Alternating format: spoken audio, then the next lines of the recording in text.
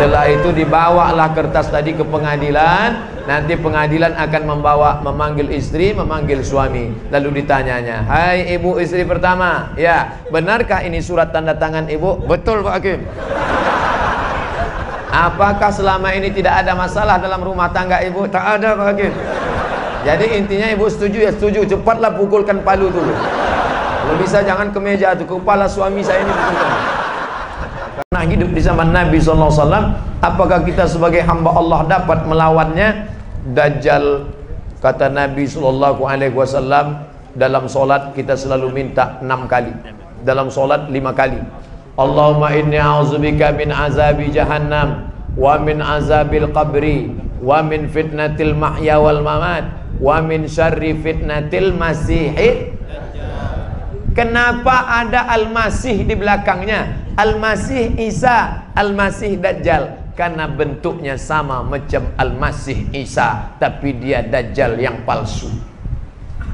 Ini HP Samsung, iya. Ini yang palsu, Samsung Dajjal. Ini kamera Sony, iya. Ini Sony yang palsu, Sony Dajjal namanya. Jadi Dajjal itu artinya palsu. Al-Masih asli, Al-Masih Isa. Allahumma inni a'udzubika min azabi jahannam wa min azabil qabri wa min fitnatil mahya wa min syarri fitnatil masih dajjal. Nabi menengok rambutnya basah keriting, turun air macam pas macam Isa. Ketika nanti dia tunjuk langit, ya sama imtiri, hai langit turun hujan, turun hujan.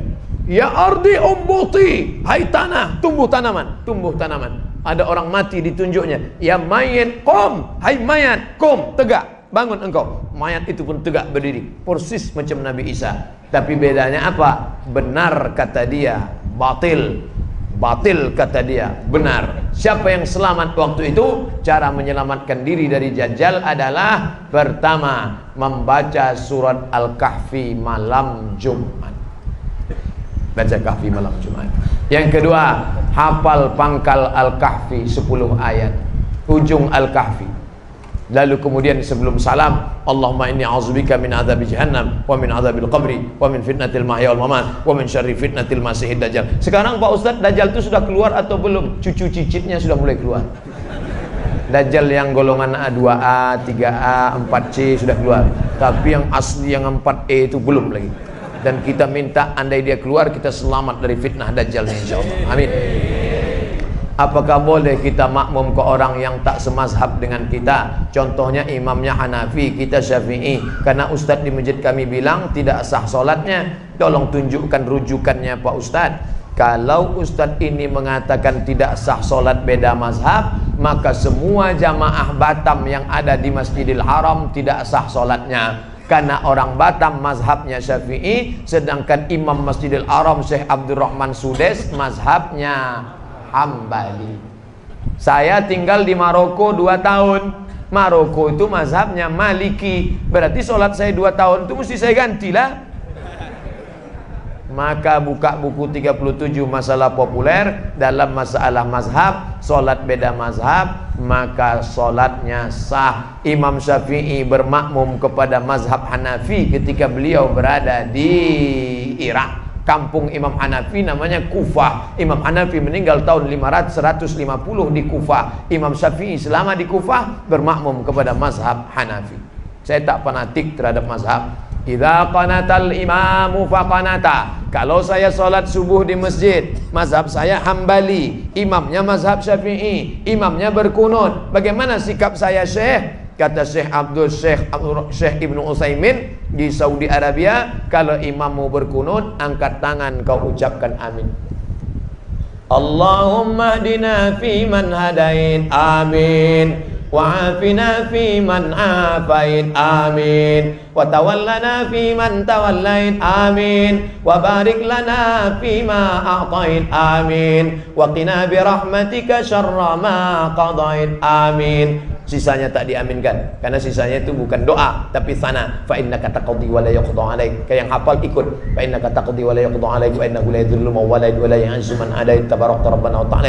Falakal hamdu ala ma qadait. Nastaghfiruka wa natubu ilaik. Wa sallallahu ala sayyidina Muhammadin nabiyil ummi wa ala alihi wa sahbihi wa baraka wa sallam. Yang tak hafal gerakkan air. Idza qanatal imamu faqanata wa illa fala. Kalau imammu berkunut maka kau ikut berkunut. Kalau imammu tak berkunut, jangan kau buat kunut sendirian di belakang. Selama ini saya makan haram biarpun sikit. Hah? Setelah mendengar ceramah Ustadz, saya mau berubah, nggak akan makan haram lagi. Mantap, mantap. Kalau andai dia kirim ke WA, saya kasih 3 jempol. Apakah masih ada efeknya nanti kepada anak-anak saya, Pak Ustadz? Illa man taba. Siapa yang taubat? Wa amana, beriman, wa amila amalan salihah, beramal soleh. Taubat, beriman, beramal soleh.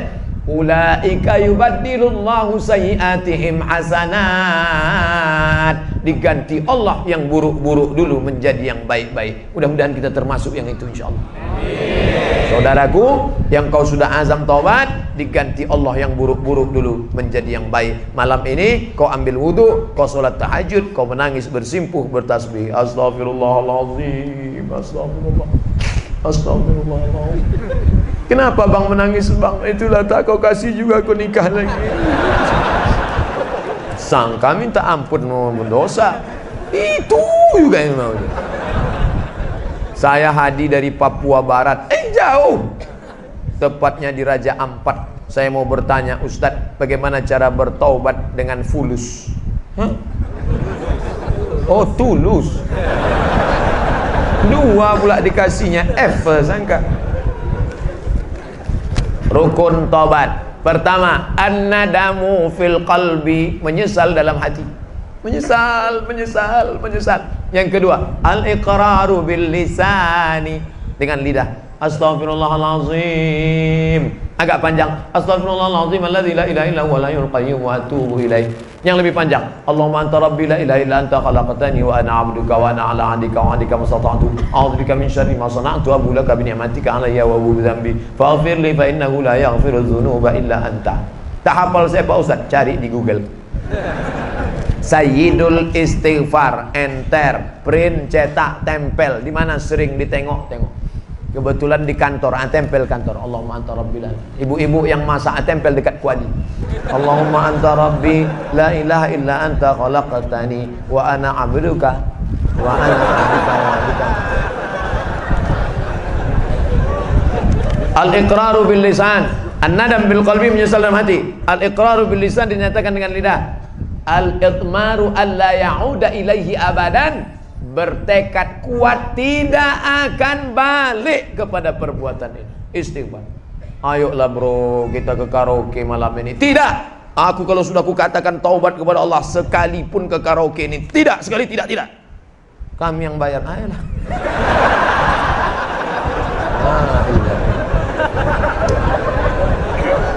Ketika sudah taubat, banyak sekali godaannya Pak Ustadz. Semua orang mengaji. Tengoklah artis-artis, ketika dulu dia masih begitu begini begono, santai hidupnya. Begitu dia taubat, matilah suaminya, tertangkaplah, di penjara. Itu ujian. Innallaha idza ahabba qauman ibtalahum. Kalau Allah cinta kepada seseorang, maka diujinya iman itu. Dulu saya sebelum ngaji ini tak ada susah, nyantai aja. Begitu saya ikut pengajian Pak Ustaz, la ilaha illallah, pas balik helm hilang. Sabar saudaraku, karena ujian itu hanya akan menghapuskan dosa-dosamu di masa yang lalu. La yusibul mu'min min nasabin wala wasabin wala saqamin wala syaukin yastakuha. Sakit, gundah gulana, kehilangan, sampai duri yang menusuk tapak kakimu. Allah menghapuskan segala dosa-dosamu di masa yang lalu. Mana ada dosa saya? Mana dosa saya? Ketika kau mengaku tak berdosa, saat itu kau sedang berdosa. Bagaimana cara kami yang muda untuk saling mengingatkan untuk taubat dengan tantangan zaman masa kini? Antum tak perlu ceramahi saudara antum. Antum cukup ajak dia pengajian. Dia tak mau diajak pengajian Pak Ustaz. Dulu ngaji mesti di masjid. Sekarang kata Kunto Wijoyo, santri tanpa pesantren. Kok bisa? Di kamar, berapa banyak jamaah yang saya jumpa di tepi jalan. Saya nongkrong di tepi jalan. Saya kalau nongkrong di tepi jalan, saya tak begini, peci saya buka, pakai baju kemeja, tangan saya gulung. Banyak orang sangka ini macam mirip Ustaz Somad. Tapi sedang makan, tiba-tiba datang anak muda, pakai celananya cuma sampai lutut. Ini hilang, tak kemana hilangnya. Hilang. Yang atas ni panjang, dikatnya sampai sini. Pakai anting. Pas saya sedang makan, ditengoknya saya lama. Saya udah curiga ini intel nampaknya. Ditengoknya lama. Udah lama-lama mendekat, dia disalaminya saya. Ustaz, saya sering nengok video Ustaz. Ternyata mereka tak ke masjid, tapi mulai mendengar. Saya yakin mereka akan merubah. Kirimkan. Aku tak suka lah ceramah Ustaz Somad itu. Aku lebih suka ceramah Buya Yahya. Dia pakai sorban, pakai jubah 2 lapis. Itu style dia suka dia. Jangan paksakan mesti ikut Ustaz kita. Aku sukanya Ustaz yang janggut panjang-panjang lah, kata dia. Dia serah, itu pintunya saja. Yang penting dia menuju kebaikan jalan Allah Subhanahu wa taala. Jadi jangan balik dari sini kalian kumpulkan kawan-kawan. Sini kawan-kawan. Assalamualaikum warahmatullahi wabarakatuh. Tak bisa gitu. Kawan-kawan itu bukan dia respect, malah lucu ente kata. Usulkan ke ketua masjid, Pak ketua masjid, ini kan di lingkungan kita ini banyak anak-anak muda. Sementara jadi lidahnya lidah ketua masjid yang dipakai. Dekati Pak RW, dekati Pak RT. Pak RW, Pak RT, gimana kalau subuh Ahad nanti kita buat pengajian, anak muda kita undang ustadznya? Boleh kata Pak RW, kata Pak RT. Aku pun anakku ni pusing, aku nengok dia tak pernah sholat subuh. Nah, acaranya apa kita buat? Pelatihan mandi jenazah, Pak. Oh jangan. Latihan mandi jenazah mahal itu modalnya, kata Pak RW. Kita nanti beli bonekanya lagi. Berapa harga boneka untuk mandi? Tenang aja Pak RW, tak usah pakai boneka. Anak Pak RW itu kita mandikan.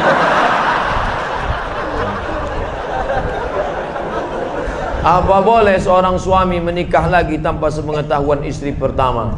Poligami diam-diam. Apa hukumnya dalam Islam dan bagaimana pandangan Islam? Dua saya jelaskan. Pertama pandangan negara, yang kedua pandangan agama. Menurut pandangan agama Islam, sah nikah kalau cukup rukun dan syarat. Ada mahar, ada ijab, ada qabul, ada wali, ada 2 orang saksi. Aku nikahkan engkau dengan anakku dengan mahar seperangkat alat salat dan sebentuk cincin emas tunai. Sah. Tak ada syarat izin istri pertama menurut hukum fikih. Tapi menurut hukum Republik Indonesia tidak sah nikah kecuali izin istri pertama. Maka siapa yang mau poligami, mintalah istri membuat surat pernyataan ditandatangani matre 6.000. Saya yang bertanda tangan di bawah ini, dengan ini tidak ada keterpaksaan bahwa saya ridho dan setuju bahwa suami saya menikah sekali dogi. Setelah itu dibawalah kertas tadi ke pengadilan. Nanti pengadilan akan memanggil istri, memanggil suami. Lalu ditanyanya, hai ibu istri pertama, ya benarkah ini surat tanda tangan ibu? Betul Pak Hakim. Apakah selama ini tidak ada masalah dalam rumah tangga ibu? Tak ada Pak Hakim. Jadi intinya ibu setuju, ya setuju. Cepatlah pukulkan palu dulu. Kalau bisa jangan ke meja tuh, ke kepala suami saya ini pukulkan. Kata Pak Hakim, dengan ini sah.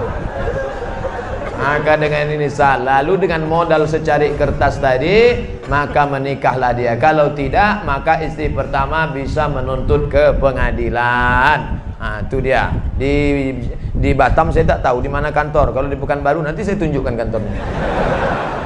Apakah nikah muda itu salah? Nikah muda bagus. Saya menyesal nikah udah tua. Kalau tahulah saya nikah muda itu baik, begitu habis sunat nikah langsung. Untuk menghindari zina Pak Ustadz, disuruh nikah tapi belum siap. Saya baru pulang dari Mesir seminggu yang lalu. Hari Rabu saya pulang. Waktu terakhir berjumpa dengan adik-adik, saya katakan, kalian kalau ada anak lajang yang sedang kuliah, kebetulan ada perempuan yang juga dikirim belanja dari orang tuanya, cocok kalian, bagus kalian menikah. Tapi dengan syarat perjanjian yang ketat. Adinda, aku belum bisa cari makan, aku kiriman orang tuaku, kau pula dikirim orang tuamu. Bagaimana kalau kita merger aja? Yalah bang, kata dia, daripada kau diambil orang lain, bagus aku yang mengambil. Bagus nikah. Tapi orang tua saya ini tak paham tentang ini Pak Ustadz. Dia maunya saya kepribadian dulu, mobil pribadi, rumah pribadi, kebun pribadi. Gimana nih Pak Ustadz? Maka pahamkanlah orang tua. Jangan balik dari sini dudukkan ayah, dudukkan emak. Assalamualaikum warahmatullah. Jangan. Berapa banyak kita ini ingin jadi ustadz, bukan begitu caranya. Panggil nenek mama, alim ulama, cerdik pandai, tokoh masyarakat. Pak, aku mau menikah di usia muda, takut berzina, tapi ayahku tak setuju. Bisa bapak bicarakan dengan ayah? Maka si bapak pun bercerita, anakmu itu ku tengok sudah agak gatal betul. Bolehlah kau nikahkan. Nah, jadi idenya dari kita, tapi kita pakai lidah orang-orang tua yang didengar. Kira-kira bapak kamu itu cakap siapa yang dia dengar? Ayah saya ini pegawai Pemprov Pak. Kalau atasan dia ngomong, insya Allah cari atasannya ngomong. Ayah saya ini ngefan betul sama Ustadz Fulan Pak. Panggil Ustadz itu, suruh Ustadz. Ada imam di masjid Jabal Arafah namanya Ustadz Haruna Hasim. Ayah saya jamaahnya Pak. Panggil Ustadz Haruna. Ustadz tolong ngomongkan ke dia. Kata Ustadz Haruna, bagus betul kalau anak bapak itu nikah. Iyalah saya setuju lah kalau gitu. Makan dan minum sambil duduk, tapi saya pernah disuruh minum sambil berdiri waktu minum air zam-zam Pak Ustaz. Pas minum air zam-zam berdiri. Mana? Ada dalilnya tak Pak Ustaz? Rana Rasulullah sallallahu alaihi wasallam yashrabu zam-zam qa'iman. Nabi sallallahu alaihi wasallam minum air zam-zam berdiri. Nah, kata Ustaz Samad minum duduk. Kenapa Nabi Muhammad minum berdiri? Kenapa minum air ini mesti duduk? Karena waktu duduk saringannya telentang, ketika berdiri saringannya telungkup. Minum air zam-zam berdiri tak perlu pakai saringan, karena air zam-zam air yang tersuci di dunia. 2-0 orang yang mengejek Nabi SAW. Ini Nabi kalian ini pelintat-pelintut nih. Suruhnya orang minum duduk, dia sendiri minum berdiri. Kau yang mengejek Nabi Muhammad, nampak jahilmu 2 kali lipat. Kenapa minum berdiri? Nabi minum berdiri karena air zam-zam tak perlu disaring, air yang paling suci di dunia. Waktu saya pergi ceramah ke Kuala Lumpur, ada bapak-bapak punya air penyaring dari Jepang. Jepang, made in Japan. Made in China tak laku sama dia. Lalu kemudian datanglah orang Jepang tadi, kata si bapak tadi, hebat air yang disaring pakai ini. Oh hebat Pak. Tunggu sebentar ya. Dia masuk ke kamar, dibawanya air zam-zam. Tolong bandingkan sama ini. Loh kok lebih bersih ini? Ini dari Mekah ya kata dia. Iya tahu juga rupanya dia. Walaupun dia tak bersunat, tahu dia mana air ini. Itulah hebatnya. Gimana cara menghadapi suami yang susah bangun untuk sholat subuh Pak Ustadz? Idealnya, ini yang bertanya ini pasti perempuan. Idealnya bapak tuh yang membangunkan ibu. Diambilnya air, memercikkan air ke wajah ibu untuk ngajak tahajud. Bangun. Itu kalau nikahnya udah 20 tahun. Tapi kalau yang baru pengantin baru kemarin, wake up my honey, wake up my darling. Mestinya begitu. Tapi nasib ibu apa boleh buat, jangan ibu mengutuk nasib. Bagaimana Pak Ustadz? Dalam hadis pun dikatakan sebaliknya, si istri pun boleh memercikkan air. Cuma hati-hati, takutnya dia preman tengik ditembaknya ibu. Oleh sebab itu bang, abang sholat lah bang. Aku tak mau sekamar sama babi hutan bang. Bayanglah bang, sekarang umur ini cepat matinya bang. Karena ada lagunya tuh bang, orang kaya mati, orang miskin mati, orang mati, abang pun akan mati. Sembayang lah bang. Nah, insya Allah sembayang dia. Tengoklah tuh bang, ada orang batuk mati, minum kopi mati. Masa ada orang minum kopi mati? Ya kopi Mirna kemudian mati dia bang. Saya ingin mendaftar haji seizin suami saya. Apakah boleh saya berangkat haji tanpa suami atau tanpa mahram Pak Ustadz? Pendapat Imam An-Nawawi dari kalangan mazhab Syafi'i, kalau keberangkatan itu untuk haji dan ada aman perjalanan, maka boleh tanpa mahram. Aman, suami izin, aman perjalanannya. Ada ketua kloter, ada tim pembimbing ibadah, ada dokter, 3 orang yang dibiayai oleh negara, lalu kemudian pula ada security, aman, maka boleh berangkat. Bukan kata Abdul Somad, jangan salahkan Abdul Somad. Saya ngutip-ngutip aja nih. Kalau mau marah-marah sama imam-imam, jangan sama saya. Mohon jelaskan tentang pajak 2,5%. Mana ada pajak 2,5%? 15% pajak. Pajak pendapatan itu zakat. Apakah boleh dikumpulkan dulu selama setahun, setelah itu baru didistribusikan di kampung halaman? Maka zakat itu siapa yang kena zakat? Yang berpenghasilan 85 gram. Ingat, 85, 85, 85, 85, 85. Jangan keluar dari sini jadi 58. Dalam perjalanan hidup ibu bapak tahun 85, apa yang paling berkesan? Ingat itu, 85 gram emas. Kalau penghasilanku sebanyak itu, maka aku sudah kena zakat. 85 gram sekarang harga emas 500.000, maka 85 kali 500 sama dengan 42.500.000. Dibagi 12 bulan. 42.500.000 bagi 12 sama dengan 3.600.000. Payah ngitung 3.600.000, 4 juta. Siapa yang berhasilan 4 juta, keluarkan zakat 2,5%, 25.000, 25.000, 25.000, 25.000. Yang punya zakat, yang punya duit 4 juta, zakatnya 100.000. Pak Ustadz, saya keluarkan 100.000 tiap bulan atau total 1.200.000? Bagus tiap bulan.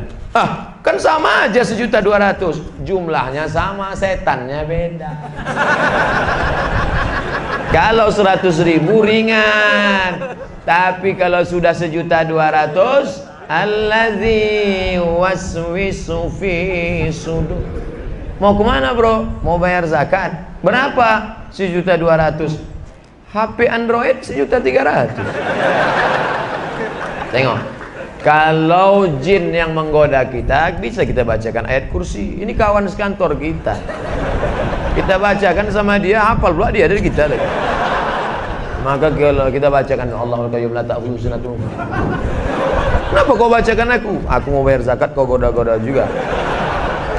Tulis besar-besar nih, jangan menggoda saya karena saya rentan tergoda. Seandainya uang pajak pendapatan 2,5% boleh dikumpul, apakah bisa penggunaannya dialihkan untuk membeli kurban? Ini orang terlalu cerdas. Sekali dayung 2-3 pulau terlampau. Hanya zakat saja untuk zakat. Adapun untuk kurban, kau berkurbanlah saudaraku. Berkurban itu hukumnya wajib menurut mazhab Hanafi. Alhamdulillah. Menurut mazhab Maliki, Hambali, Syafi'i sunat muakkad. Saya Syafi'i. Kurbanlah. Fasalli li rabbika wanhar. 2,5 juta. Ingat, duit yang kau simpan tak mau keluar akan keluar juga dengan caranya sendiri. Meletuplah ban, datanglah sakit. Saya bukan nakut-nakuti. Peganglah, silakan, akan keluar dengan caranya sendiri. Ingat, tengok, waspada. Saya ingin mengakikahkan anak saya, tapi saya belum diakikahkan. Mana yang lebih utama? Mengakikahkan anak saya? Karena biaya tak cukup Pak Ustadz. Akikah saya itu tanggung jawab ayah saya. Akikah anak saya itu tanggung jawab saya. Ketika saya punya duit 2,5 juta, saya lunasi tanggung jawab ayah saya atau tanggung jawab saya? Tanggung jawab saya. Saya punya duit 2,5 juta, anak lahir, maka saya akikahkan anak saya. Setelah saya akikahkan anak saya, rezeki bertambah, sekarang ada duit 5 juta, 2 ekor kambing. Maka saya boleh mengakikahkan diri saya. Bapak ibu yang belum akikah, malam ini ada duit, langsung cari kambing. www.kambing.com. Assalamualaikum Pak Kambing. Salam. Bisa tolong carikan kambing ya besok. Besok siapa yang mau akikah besok, tolong kirim alamat, saya insya Allah datang ke sana. Tapi kalau umur sudah 40-30, akikah saja. Jangan minta ayun pakai marhaban. Marhaba ayyanun. Oh, sangka yang diayun cucu. Oh, penyatuknya itu duduk. Apa hukumnya mengakikahkan anak yang sudah meninggal dunia? Kalau anak itu sudah ditiupkan roh, umur berapa ditiupkan roh? 40 hari air, 40 hari darah, 40 hari daging, 120 hari, gugur dia 5 bulan, atau setelah lahir 2-3 hari, mau diakikahkan orang tuanya, hukumnya mubah. Kalau 7 hari sunnah, tak bisa 7 hari 14, tak hari ke-14 21 tak bisa, tak usah tengok tanggal lagi. Uwais Al-Qarni. Dalam hidup kumpul berjamaah pasti banyak perbedaan pendapat. Bagaimana menyikapi orang yang suka menjudge orang lain sebagai ahli bid'ah? Tolong berikan penjelasannya. Kalau bisa berikan rujukan dalilnya.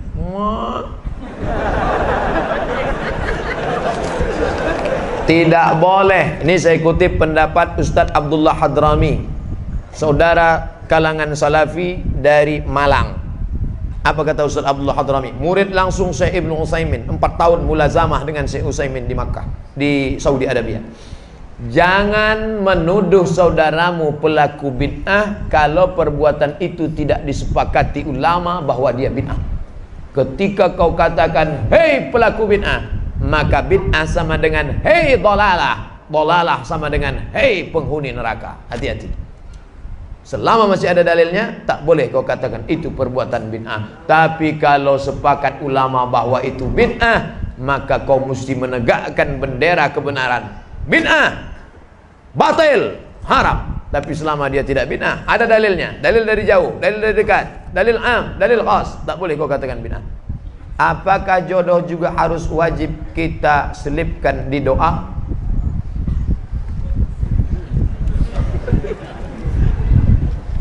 Minta rezeki kepada Allah. Allahumma rzuqna rizqan halalan thayyiba. Istri itu rezeki atau tak rezeki?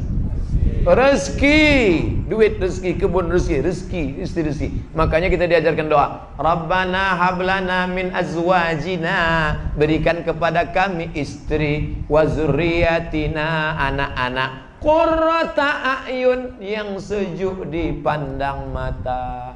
Keluar kita dari rumah panas, begitu menengok dia sejuk mata kita menengok. Masya Allah. Sedang lelah di kantor ditekan atasan, di jalan kena razia pula. Begitu sampai di rumah, datang dia membawakan sejuk rasa abang. Iya bang, baru hidupkan nasi gitu. Maka mintakanlah. Boleh saya sebut namanya Pak Ustadz? Boleh, tapi jangan kuat-kuat. Ya Allah, berikanlah aku istri yang salihah.